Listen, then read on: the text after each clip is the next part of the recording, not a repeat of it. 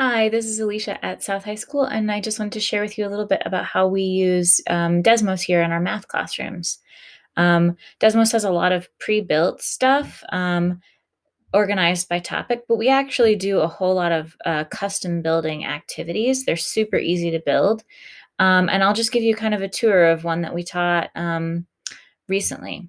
So one of the things I love is that I actually have the ability to share the teacher dashboard with another teacher. So I can create this activity and I have the ability to like let others collaborate and build it together with me or share it once it's finished with them. But I can also, as a teacher, include a co-teacher. So in my special education co-taught class, that teacher can also see all of the student work that's shown in the student dashboard here or the teacher dashboard here. Waiting for it to load. I've got this in an anonymized setting, which is cool. It gives all the students names of famous mathematicians and scientists, um, just for privacy's sake. We can take it out of anonymous mode or leave it in. It doesn't really make any difference. But for student privacy right now, pacing is one of the things that I really appreciate about this. I'll often start by restricting students just to the first few screens for the warm up.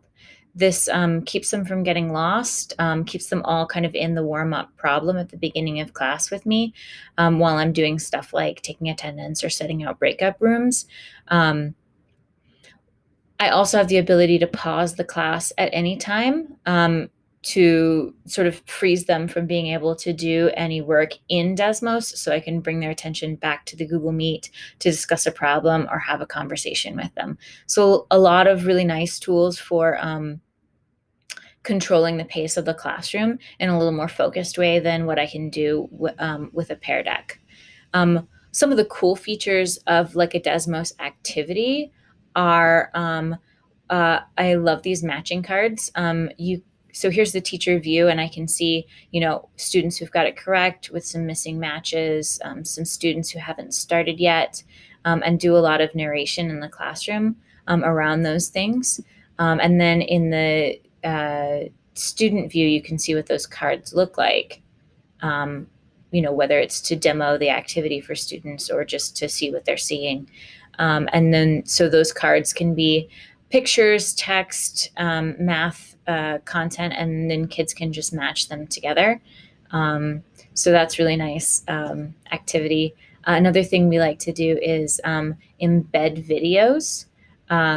Or notes, and this will be a support slide for students. So when I taught this activity, I had them working on slides 5 through 10, and that first slide was a support video. So if students didn't remember how to do a problem, they could watch this video, or they could come back to this video or notes at any time.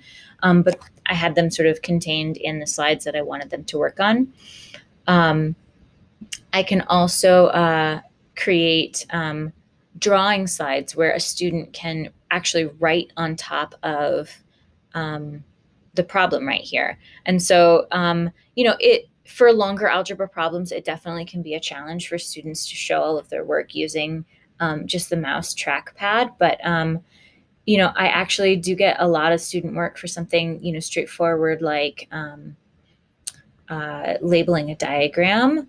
And then I've got this snapshot feature. So I can click right here on the camera, and that'll take a picture of a student's work. Maybe I could pick 2 students and come up here to the snapshots. And I can drag those in over here, and I can ask a question. I can do this as many times during a lesson as I want to. I can say like, which student is correct? And when I present this, all the students' names are gone. And so this becomes like an anonymous space to be able to compare and contrast. Sometimes I even come in as a student and put in, mistakes that I want kids to evaluate and do that compare and contrast in that sneaky way. We can also ask, to justify, is the student right? I use this as a check screen sometimes. So I'll, or as a hint, if students are starting on a problem that they might feel a little bit challenged on, I'll take a snapshot and I'll post that in the Google Meet and tell students, if you're having a little trouble, you can't really peek over your shoulder to look at your neighbor's work, but you can come over to the Google Meet and take a look at what it might look like to get started on a problem like this.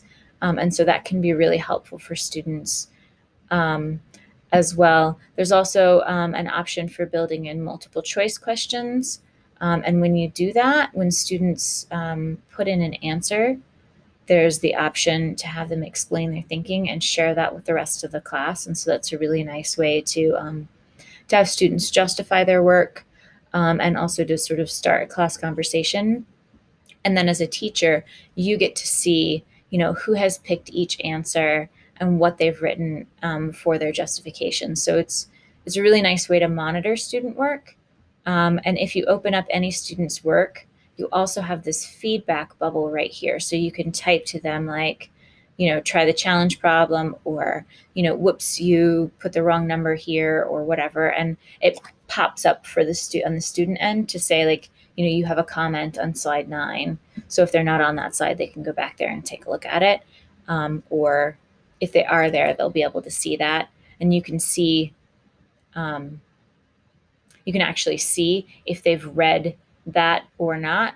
It'll show up as like posted versus read for you as well, so you can see what they've seen of yours.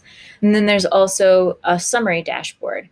And I really like the summary dashboard when I've got students in more of a like independent work time, because I can see where each student is and give them feedback on like, hey, Alice Schaefer, you need to make sure that you're on slide 6 with us, or I can come over here and check on some of the students who are ahead, give them some quick feedback, and then go back to a breakout room or something like that where I'm working with some of the students who are working at a little bit slower pace. So there's a lot of really nice features here.